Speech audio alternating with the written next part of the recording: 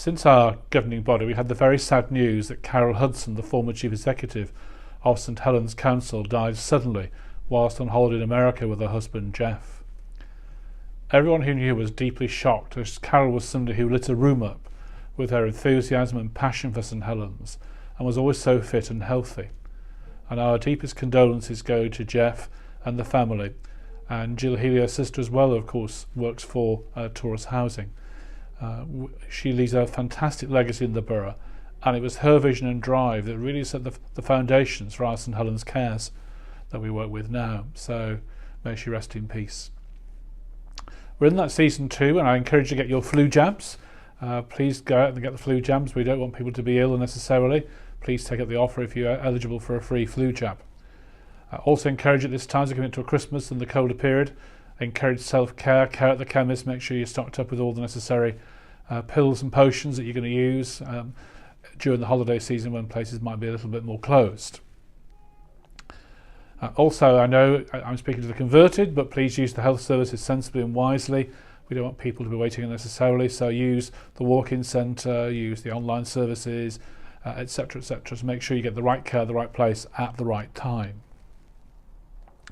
Also, if you've got a cold or a flu, please don't ask for antibiotics. They don't work, and actually you store up problems for yourself later because actually they become less effective when you do need them, maybe after surgery or whatever. So please use antibiotics very sparingly and carefully.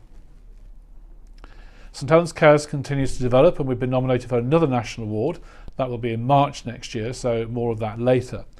And undoubtedly, both the Department of Health and Social Care, together with our Health and Care Partnership in Cheshire and Merseyside, are pushing the place-based integration that St Helens, CCG and the local authority, and all our partners, are very much working towards, taking away that combative approach between commissioner and provider and working collaboratively in partnership.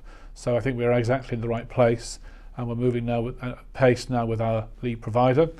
And our figures too are showing really encouraging signs in terms of our attendance A&E are flatlining. We've got really good discharges going on mostly, much better figures than our neighbouring boroughs. So it shows the way we're working is working. So well done to everybody for that. Finance remains a challenge for the CCG. We're really pushing to try and get a balanced budget this year, but the demands of continuing healthcare and the other issues certainly push what was always going to be a challenging budget, but we remain committed to work towards the best we can with the money that we've got for St Helens.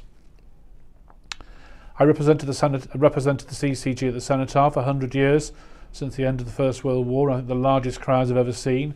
A real honour to lay the wreath on behalf of the NHS and CCG in St Helens, and to witness there the march past by all the volunteers, the ex-officers, the ex-soldiers and armed forces, together with our Cubs, Scouts and Guides. Really terrific, even though it rained on the day. It was a great atmosphere.